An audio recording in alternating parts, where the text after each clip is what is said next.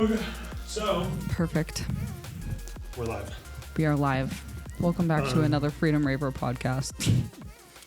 This one's going to be a little different. Okay. Oh, I know. Am I going to swallow this gum or am I going to put it in the thing? I swallow my gum. Me too. Thank you for. I feel seen. Ally.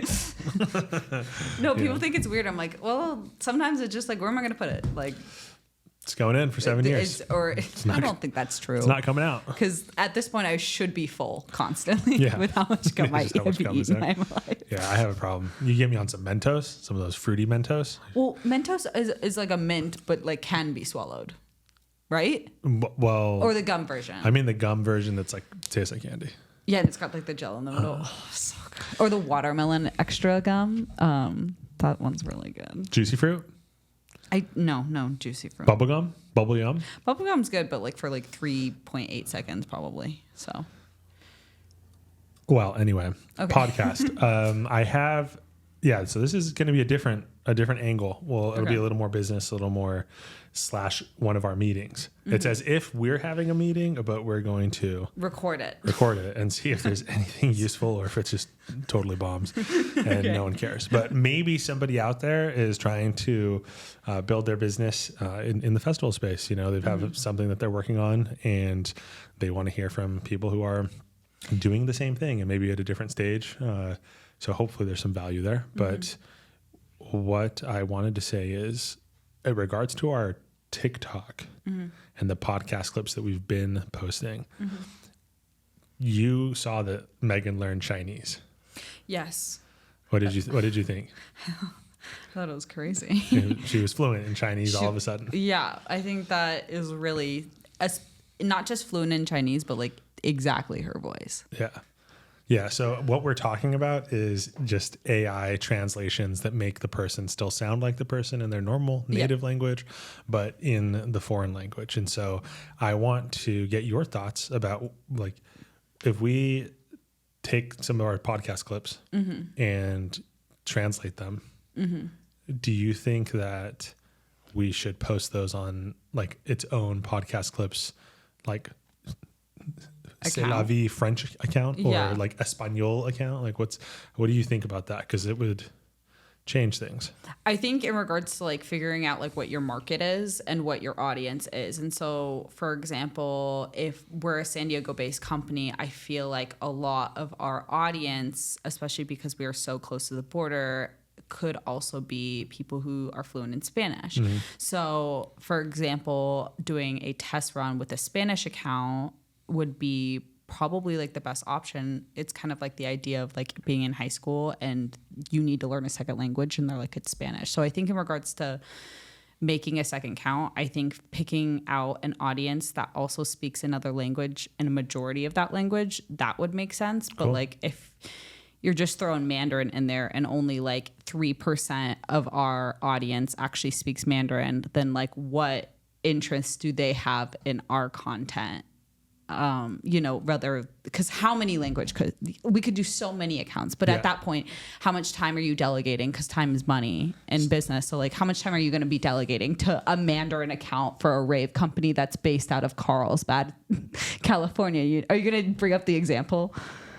No, I totally agree with what you're saying. I'm just looking to grab this, because it can help with our conversation. So with our existing audience, Yeah. and I think that Spanish should be the first one that we try. Anyway. Yeah. I did Hola, ¿cómo estás? see. Muy bien, ¿y tú? Muy bien. Yo necesito comida porque yo tengo hambre.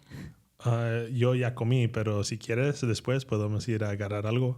Oh, see? I don't know what else. You did good, dude. That's the only sentence I know. You did good. For anyone that doesn't know, half Mexican right here, but I consider, full in the heart. Okay, there we go. Yeah, my mom's from Monterrey. Came here when she was 17. Really? Yes. You're saying Monterey Bay, but like that's what it sounded like. You were like Monterrey. You were like Regio Montana. The way you said that, I'm like, okay, so Monterey Bay. Yeah, just up north. Just like north of here. Have you seen Parks and Rec? Okay, well, in the show there is an character, I forgot his name, but he is Indian, and they always think he's from India, and he's like, I'm from like Indiana, like Ohio. I don't know why people keep thinking. I don't know. I just think it's funny. I haven't seen it. I probably won't see it. Why not? You're all busy. I have a little bit of time, and it's like it seems recently to just be blocked out for purely comedy. Yeah. Okay. Like I'm like, You all need right. a giggle. When I go to bed at night, I just want to laugh. You want a nice little giggle before bed. Yep. I don't want to see news. No. I don't want to see some negatives. I'm just No. like, I'm going to create my own reality. No. So James Hype came out with this. I first saw it on a short, on a YouTube Yeah, you short. sent it to Megan and I, right? Was it the China one? No? Okay. No, So I think it was James Hype, but it was his story. Oh, and, yeah. No, I like that one. I like that one. It's storytelling. great storytelling. James, James, if you would like to come on our podcast. you're doing a great job, dude. So he posted this clip, and the title of the last video on his YouTube channel is "I Never Thought China Would Be Like This." And I think that it kind of speaks to what you were talking about, which is like, hey, well, if our audience currently is, 3% speaking Mandarin, then like maybe we just focus on Espanol. But as part of the, global ambitions of the brand, thinking about, well, who are all the people that like EDM music? And like then connecting that to those people and thinking that you're right, they're not part of our audience currently. Yeah. But if they had content, maybe that would be something that could pull them in. But if they consume the question then is if they consume our content and they want to buy their stuff, but then realize that they can't, then like. I think we ship to China. Well, obviously, yeah. But I just, not often. We're not getting a ton of orders from China. Or just like Berlin, maybe. Like We get Berlin ones. Yeah, we get. Where's the biggest out of the country? Canada. Yeah, but after Canada, Mexico and the UK and Australia. Australians like to party. Yeah, and then a bunch of like European Union countries. So a lot of those obviously speak English. But so check this out. I want you to see. Okay. So I'll just go to what the festival looks like.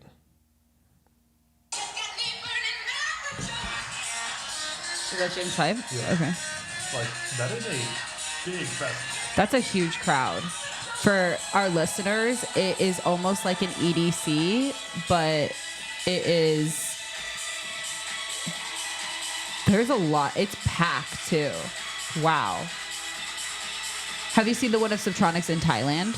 No. So in Thailand, I didn't even know that they had festivals in Thailand. See, this is what I'm saying. That's also, we need to be the bridge. Yes, but it's a water festival because it's so hot and muggy that there's constantly water spraying like this while he's on stage like behind. Sounds great. And I'm like, I had no idea that, but that's also... Business trip? Yeah. Let's go. Oh my God, yes. Yeah. Let's go. So we're in agreement. It's worth a test. I think so. Spanish is the start. Yeah. Cool. Yeah. So tasks, create a Spanish TikTok account. Oh, like tomorrow, or right now. Okay, it doesn't need to be right now, but action items. We don't have bubbles in here, so Bubbles isn't going to take our notes. Yeah, well, we should just play the video for for Bubbles. Upload it for Bubbles. Haven't listened to it. We use AI so much here, guys. It's an insane amount of AI. It's a lot. It's so much. So if we have you create that account, Yeah. the next step is you can't take when Megan was doing those tests, she was taking clips that were already captioned and the caption was in English, but she was speaking Chinese. So you have to take it from the original video and then choose the Spanish link, the Spanish captions. So it can redo the clips adding Spanish to the caption. And then you also have to think about, okay, like if we were to add a location, because that helps with the TikTok algorithm, and we targeted people who were in like Mexico specifically, then you have to also think about what hashtags are more popular there versus like the United States, so you have to do like research within itself because the hashtags are going to be different, right? Makes sense. Yeah. You think so? Go to EDC Mexico's page and just go figure out what they say. But I won't be able to read it. I think that's the hard part is like when it comes to research in another language. It's going to, of course it's going to be I'll help beneficial. I'll give you a couple keywords. Okay. I'm fluent. I wish there was like you. a separate screen though, if you think about it. Like as I'm looking on the remember page. with that ChatGPT upgrade, you can have it on the desktop app translating in real time what you're looking at. That's insane. Yeah. So That's literally wild. we'll be good. Solvable. Good. Okay. So you make the account, you figure out what to say in post. But, you could also just take what we posted, our version of that video. You could just take that, copy paste the caption into like Google Translate or into ChatGPT and do it that way. For like a pretty literal translation. So that's a good action item. We'll start posting. I would say just posting once a day. It'd be fine. And let's just see what happens. I imagine the competition for those eyeballs is going to be lower and there, less content overall. So we could see like some pretty good results. Mm-hmm. Would Freedom Rave Wear be in Spanish, like the name? Mm-mm. No, just be Freedom Rave. Mm-hmm. Okay, just had to make sure. Yeah, just got to make sure on that end. Yeah, like Nike versus Nikkei. Nikkei. What would Freedom Rave Wear be? What is that in Spanish? Libertad Rave Wear, I think is. I don't know, rave in Spanish. I don't even know. What's party? Fiesta. Fiesta. Okay, so something fiesta. Ropa. Clothes. I don't know. Yeah, You're speaking. Yeah, ropa is clothes. But okay. I wouldn't know how to necessarily. Could you imagine if we had that? That'd be so nice. Libertad, rave, ropa. It's so stupid. Oh, it's so dumb. Oh, I like it. Okay, cool. So I will put that on the agenda list for tomorrow. Ravewear in Spanish can be translated as ropa para rave or simply ropa rave. So I think switching the ropa and the rave, because it wouldn't be rave wear, it'd be like wear ropa, wear rave, since they switch that. Okay. Anyway, the point is that it's just gonna be Freedom Rave Wear. Okay. It's gonna be interesting to manage because I assume that all the feed is going to now become Spanish. Because am I going to ask the account to because when you make an account, you're like, what is your primary language? Should I put Spanish? So English, but we're posting Spanish content. Then say Spanish. Let's see if it triggers us to a different audience, the right audience. Say Spanish. I'm here to help you with the Spanish. Don't worry about it. I got you. What if I become completely fluent? That'd be sick. That'd be so sick. We literally just saw a thing that says real-time language translations with OpenAI. So I think you'll be good. Yeah, but I've always wanted to be able to speak another language. I was able to speak or sign ASL, but that's because that counts. Yeah. Yeah, then we got to send you out to some Spanish locations, dude. Oh my god, that'd be so. Okay. Sweet. Podcast, that one's chill. AI helps with it, and then the account to do the translation is called Doubly. Mm-hmm. Yeah. And is that like we should get an affiliate link and we'll link it. Do you get credit? No, we should get one. Like we can sign up for an affiliate link. Oh. And then if anyone else uses it, then we get 2 cents. Sweet. Okay, 2 cents towards Doubly though, right? Because you can just re-put that back. No, I think you get cash payments for usually like software affiliate links. How do you even tax provide 2 cents? I mean, it's probably more than 2 cents. I was just saying it'd be some small amount. Okay, cool. Sweet. Okay. So the next piece is you were asking about the ideas of why sharing, why would we share a meeting like this as opposed to, having this meeting, not having it recorded and then going on about our day. Yeah. So what was your question? Well, in regards to, because you had mentioned earlier that you were like, oh, I want to be able to just freely talk about things that are beneficial to the business. But at what point do you choose that is confidential to ensure that people don't snag something and make it better? Although then it begs the question, what is gatekeeping, all that stuff, what manufacturer do you, we are our own manufacturer, but you know what I'm saying? Yeah, completely. And I've thought about it a lot. It's like, you don't want to feel like you're giving away some secret ingredient to the success. Mm-hmm. And I think there's truth to that to some extent. You want to keep certain maybe strategies, close to your chest for a while. Mm-hmm. But I think that with the way how quickly the world is changing, just every day there's some new tool, there's some new technique, there's some new tactic. I don't want us to be seen as, being inaccessible. Mm-hmm. And I'd rather people see how our thoughts evolve over time. Because if there was an entrepreneur that I could have looked at when back in 2014 doing something similar that I could have learned from, that would have been really helpful. And so, maybe today it's like we're talking about, creating content, using AI, translating into different languages so the person still sounds the same. And that's awesome. And if other people start doing that faster than if we hadn't said anything, then that's probably just good for the people who get to now consume the content that's in a language that they liked, even if it's from other accounts and stuff. So I think if it's like for the greater good or a trend line that looks like it's going to be inevitable, we should just talk about it. And if it's something that feels like it should stay, more confidential, perhaps a new a new strategy that we aren't ready to really release, then we can keep it. Otherwise, like I say, we just show more. Here's the new designs, here are the new graphics, let us vote on it. Because if someone wanted to try and copy those things, they could, and it's hard. You know how much work we put into all this stuff. Yeah, there's a lot of planning and processing, and a lot of people I feel like just don't have the tools or the resources that like we do that can be able to achieve it at least at the same quality or time or efficiency. Like there's a process. So like we're not necessarily giving away the process, but we're giving away like the end product. Yeah. Right? Yeah. And I mean, I guess the more we record, the more people can see the process, so we can talk about it. Think about it. We have such an awesome team of sewers. With that Resorts World collab that we had today, some of the sizes that we got, or some of the sizes that the girls were going to wear needed to be adjusted. They called us today and they're like, hey, EDC starts in 2 days, right? And like, oh, we need these new sizes. And it's like, if that had been with anybody else, they would have just been out of luck.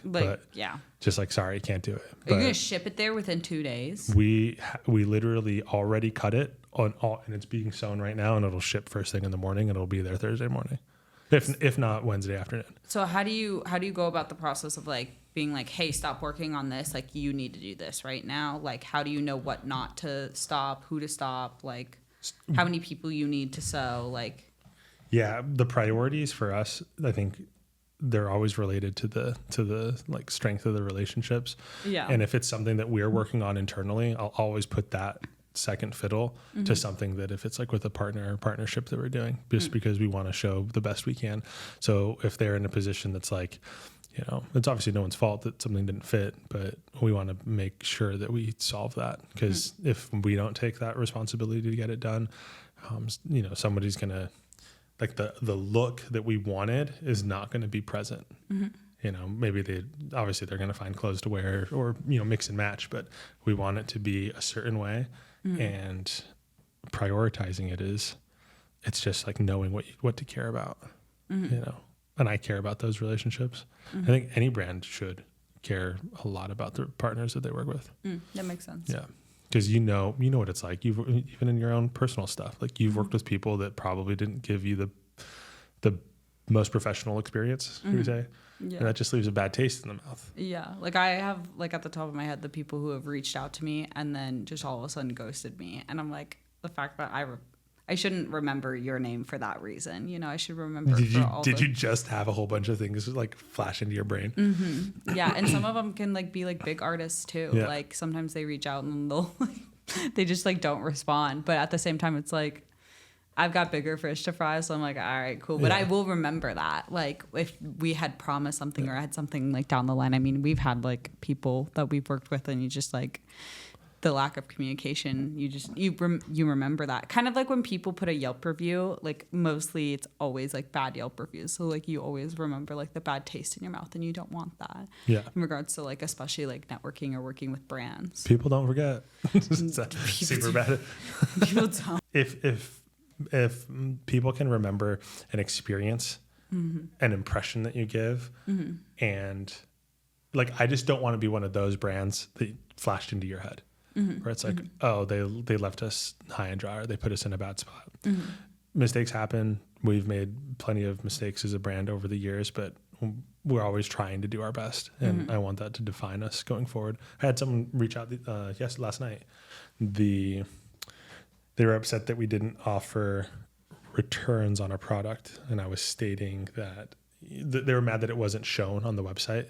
And I was like, it's on the product page if it's final sale. And they're like, no, you don't understand. Like, I mean, just returning it in general for like a refund as opposed to store credit. And we don't offer refunds on items that people can get store credit. And I know you can choose what you want to do as a brand, but I'm conscious of that from the customer's point of view, and evaluating whether or not it makes sense to switch. If someone reaches out and is like, hey, I'd really like to have the refund, we just approve that.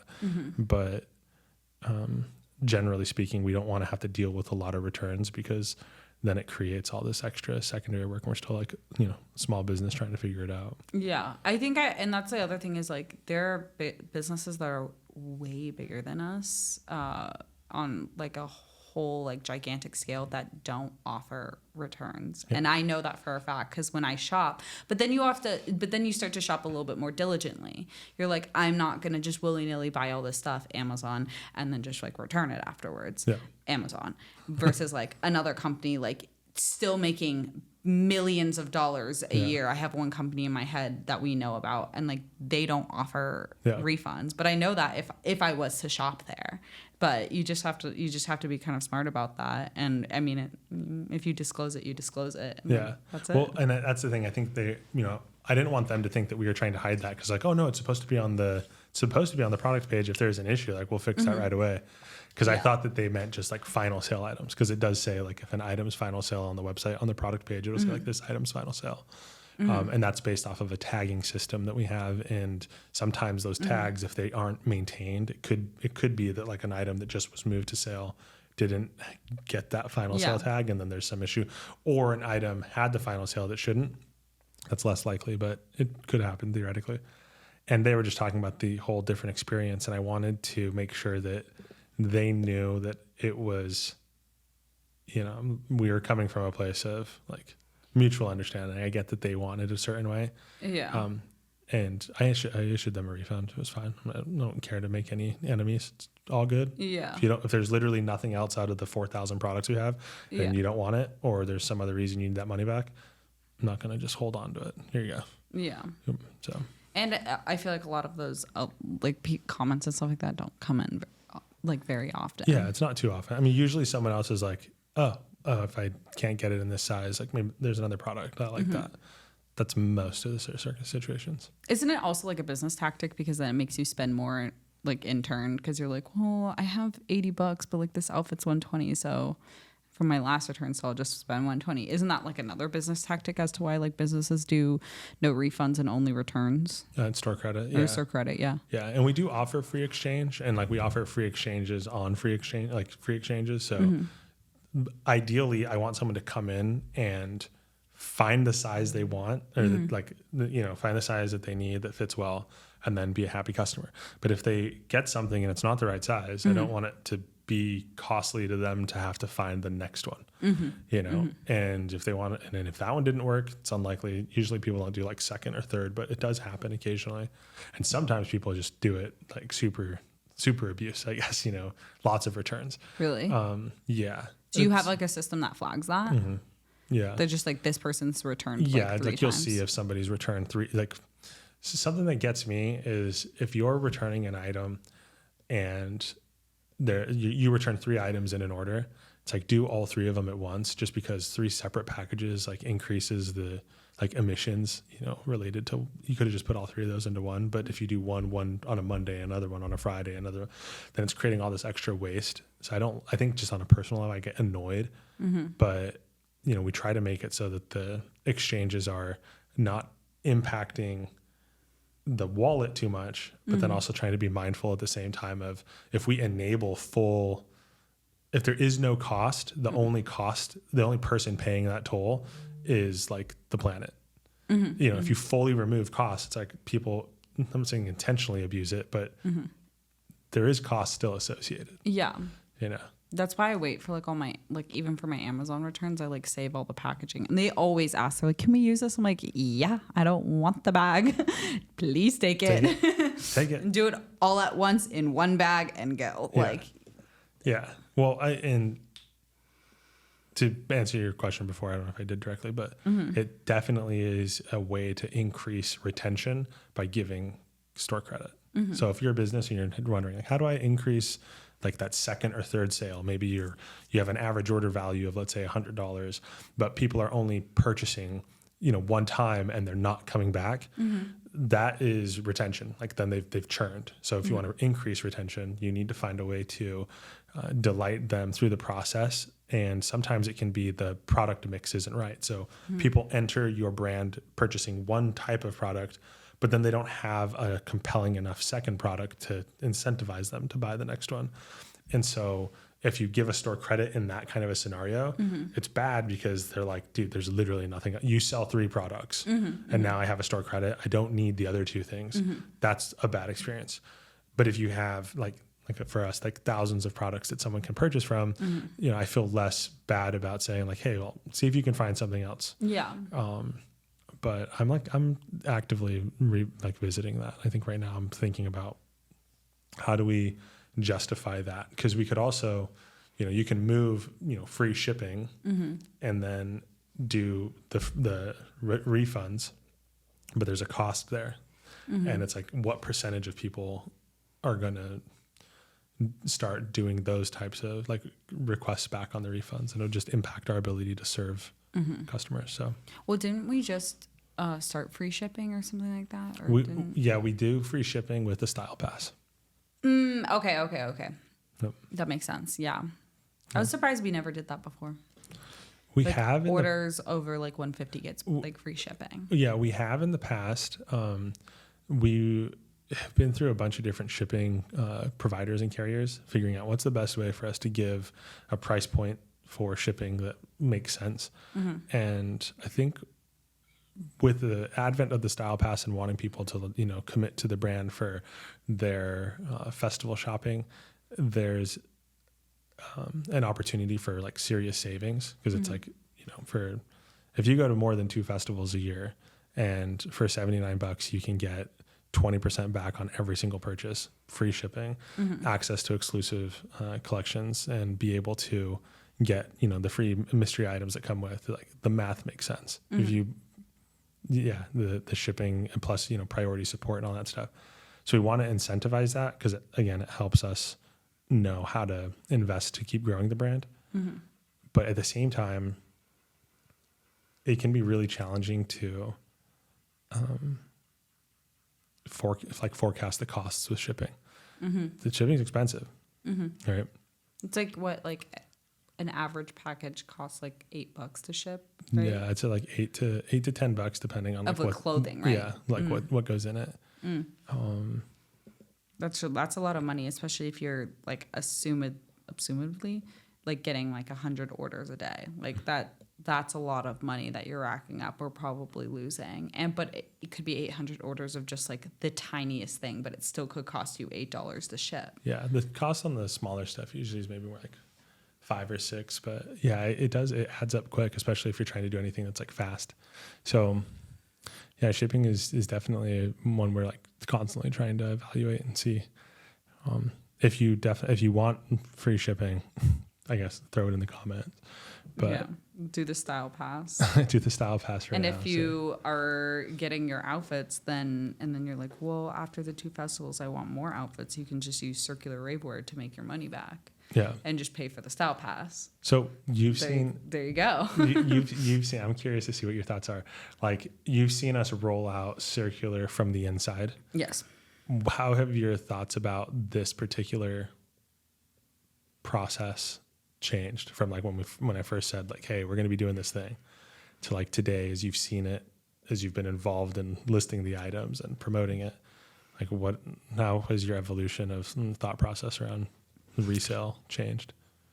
Like around like the whole idea of reselling rave clothes, or the idea of like us having our own app? Like both. I would say it's very popular to resell rave clothes, but I think it's been very hard in the past few years. The only format that I have personally seen has either been like Depop, kind of, but they're not that great. Like you really have to be good at searching on Depop, at least in my opinion. That, or people make their own Instagram pages, which at that point, personal story, I have bought off of like an influencer's resale page, and it came with the bottoms really gross and dirty. One can assume what Like they didn't even wash it? No. Full juice. Like, no. Yeah. Yeah. Full, totally dirty. Were you shopping on OnlyFans? Nope. No. And bad taste in my, bad smell, bad taste in my, dude. Yeah. When it came, I was so excited, and I was like, and it was during COVID. So like, and it was right at the beginning when people didn't like, you were still wiping down like your packages that you were getting received, because we didn't quite have a grasp or an understanding of how COVID was. And I got the package, and like at that point when you're buying from Instagram, there is no like person I can reach out to and be like, hey, my product was horrible, or because like it's just like a Instagram picture, that's it. Hey, this is, you DM them and then they ship it to you and you buy it and you Venmo them, and there's no like protective overview. And so I was, after that moment, I was very wary about buying rave clothes, but I feel like because of the app that we are currently using, there are so many little bases that you have to make sure you have to take pictures of. If it's not from the brand directly, you have to take pictures of like the inside of the product, make it reverse. There's certain steps of the process that you have to take. And now we have an actual area where you can be like, hey, this product was not like what it was supposed to be, and then you could probably just like send it back. Like, so like dispute resolution and stuff. Yeah. And so, and I feel like also because keeps the scammers away. Yes. And because also we're a very credible brand, it makes it a person who already has loyalty and there's brand value there. It makes me feel better about selling on a website, knowing that like, oh, it's being used and this brand is already putting so much on it. Like, how many products have we put on it there? A couple hundreds. Yeah, like hundreds of products. Hundreds. And so like as like a consumer of resale products, now I feel better about the idea. I don't think I really had any like pre-existing like thoughts, like where I was like, I don't know. I was just like, okay, a resale website. Let's see how it goes. But the impact, I didn't think it would be at where it was now. Yeah, like it's doing better than you thought. Yeah, I was like, oh, maybe somebody's gonna buy like this one. Yeah. It's like everything that I list, I'm like, I didn't know somebody would buy that, but it's gone. It's gone. I post it. I'm the person posting it. If you see my little fingers and you'll be seeing more. Yeah, just like, and every day I always think that like, oh, I'm like, oh, okay, I guess I'm done with listing today, and then a whole new box will come in. I'm like, and then it's fun for me too because I get to see all like the old stuff and be like, what is this pattern? And we are almost caught up with like most of the backlog stuff. There was so much. Yeah, because it had been building up for so long. It was just stuff that we had just had that was like, someday we'll figure out something to do with that. Well, and that's the crazy thing is because you were like, I want you to figure out what to do with these items. And in my head the whole time I was like, it's not going to sell on TikTok, but I mean, I can try. Yeah. I was like, I will definitely try. I'll put 110% in. But like in my head, I was like, that was like from when you first came in, when it was like, oh, hey, there's this box that we'll get you to some point. At some point. Yeah. This is like the best option that I probably could have been. Yeah. Like 100%. Yeah. I'm glad that it's going well. And I know that it'll continue to do well. Yeah. And, I'm excited to see what you guys do with it because it is such a fun and unique opportunity to shape the festival environment and have people who are, normally wearing a product maybe once or twice at a show and being able to resell it and create that benefit of the circular economy. It obviously maps super well from a mission and value standpoint to the brand. Yeah. Like everything that we do, from the beginning of time, has been about sustainably sourcing your products and making them. Yeah, like 90+% of our products are on recycled materials. That's thousands of products. It's thousands of yards of manufactured goods. We produce thousands of pieces every single week, and we could we do it without recycled materials? Yes. Yeah. Could I have a cheaper quality product or a product that wasn't as sustainably made? Yeah. Yes. But we don't want to, like, I don't want that to be necessarily the first thing we go to as we, if we are growing the business and for some reason, because it is more expensive to do it this way, but like if for some reason we couldn't do it anymore, I would at least want to be like, well, we tried that way. Like Yeah. we tried to do it the most efficient way possible. But, you know, and I don't think anyone outside would ever really judge or be upset about it. But like inside I would, if I was like, I didn't give it my best shot. Yeah. And that's the stuff that why back to the beginning part of this conversation. Yeah.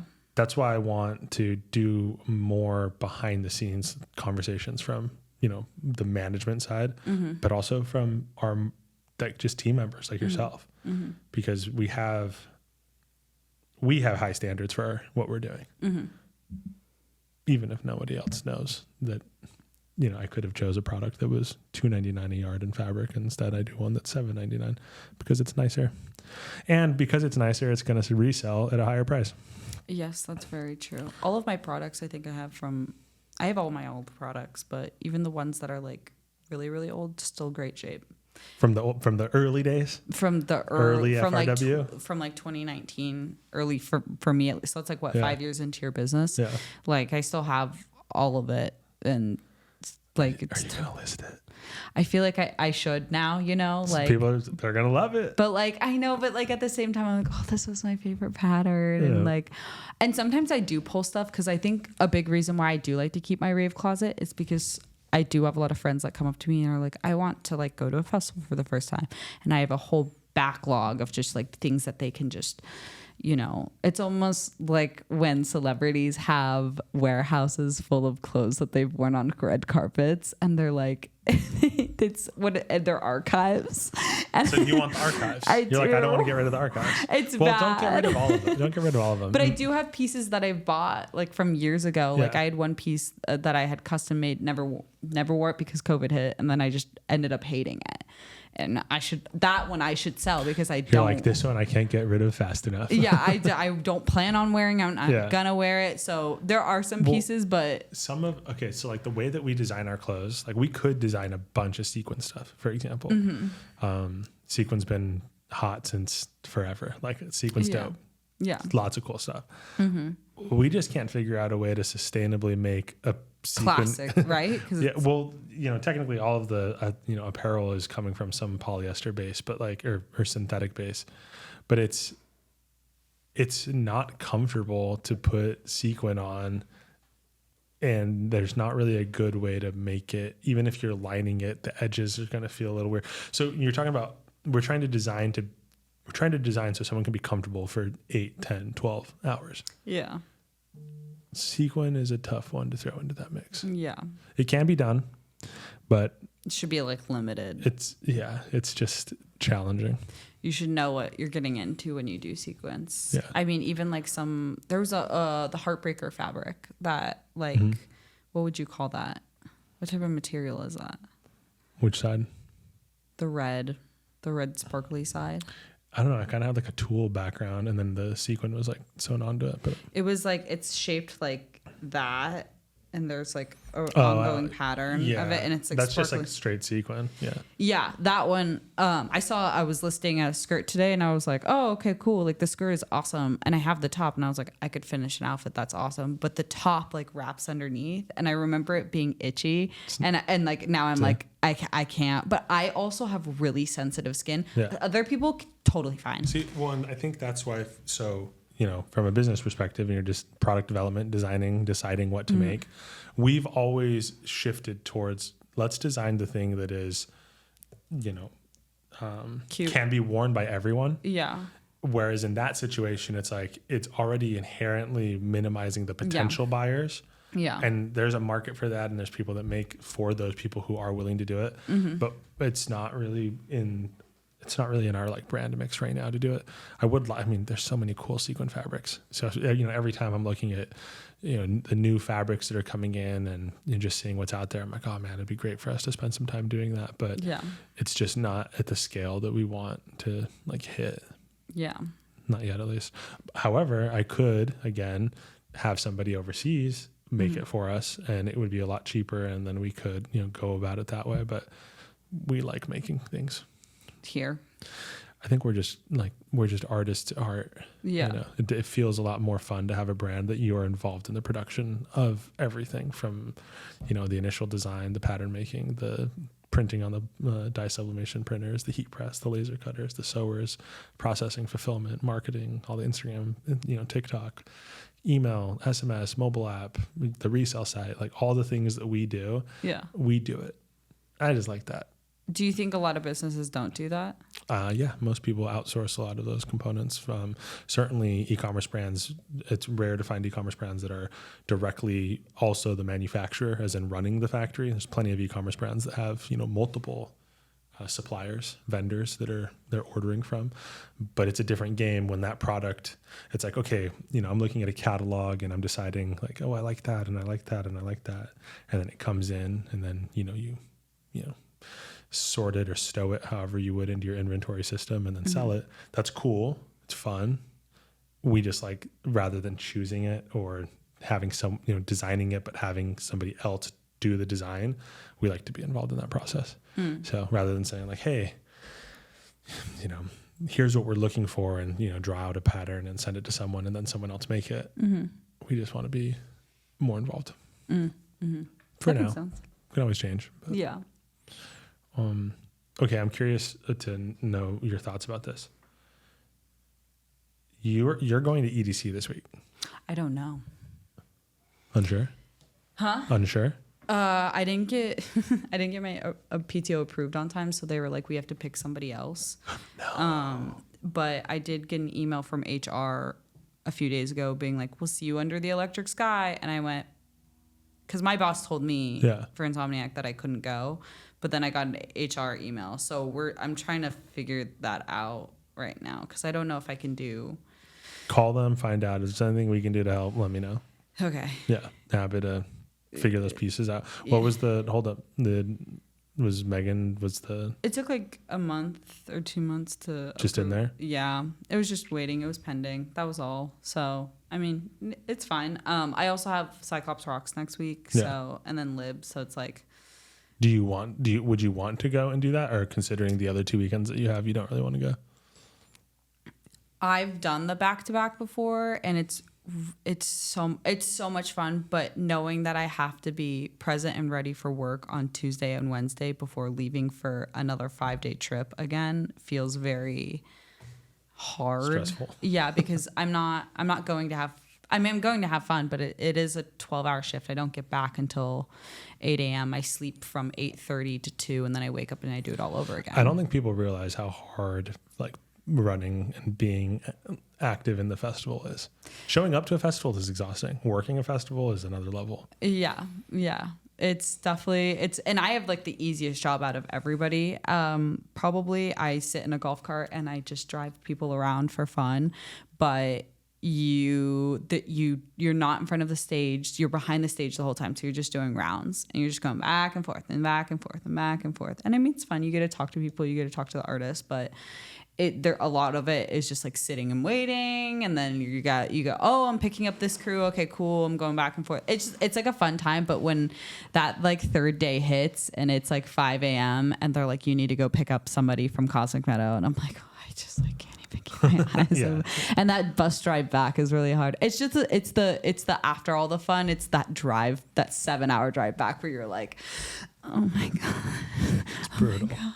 And then I would have to pack separately. I'd have to pack separately for Colorado, and then separately so basically EDC Colorado, I'd have to have different suitcases, and then Lib. And those are two different things, because Colorado, I can only bring certain things because I'm only there for like 48 hours. And then Lib, it's all camping festival. So I have to make sure like my food's good, totally my camping's good. Yeah. So it's like it's a lot of planning, which I'm totally capable of doing, but I still have to figure that out. So I'm waiting for the email, and I either will cancel the PTO or I will go. So we're still figuring that out. But what was your question? So it's not pending anymore? The PTO piece isn't pending? No, it was accepted but past that time they had already told me no. So I was like, maybe it's, I basically took it like, so maybe now, the universe is telling me I shouldn't go. So now it's in the universe's hands. It's just like, all right, we'll see what they say. Yeah. So well, obviously if you go, we're kind of in the same boat. We're like trying to figure out if we're going to go or not. Mm-hmm. Melissa and I, we have tickets, but. When did you get them? Last year? Sometime last year. Is it VIP? Probably. How do you not know? I think you wouldn't not buy VIP. It's hard for me to believe if it wasn't, right? Yeah. Because last year we balled out. So I'm assuming that this year, like my mindset then was probably like, oh, let's do it. Are you going to sell it or are you just going to just be like, whatever? You could give it away. You could do a giveaway. Yeah. But that's also really hard. I don't think that I would. Let us fully dress you. I don't think we would just eat the cost. I think we would definitely try and find like somebody. Yeah.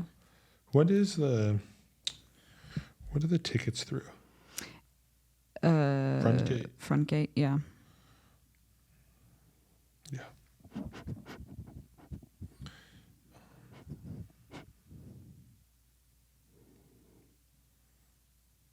That would be crazy though if we did like an EDC giveaway and then you had to wear Freedom all 3 days. But how do you make sure that they do that, you know? You just trust the universe.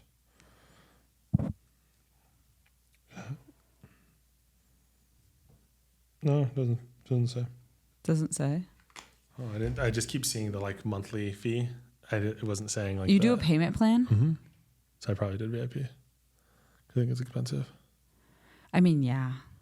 I've never done a payment plan. I want to say it was like pretty expensive. I don't do payment plans. It was pretty expensive. I don't believe in payment plans. It's fine. They scare me. I mean, it scares me too. Isn't like an interest? There's interest to it? Mm-mm. Oh, well, never mind. I don't know anything because I've never done it. Yeah, there is interest. Definitely don't get involved. Yeah.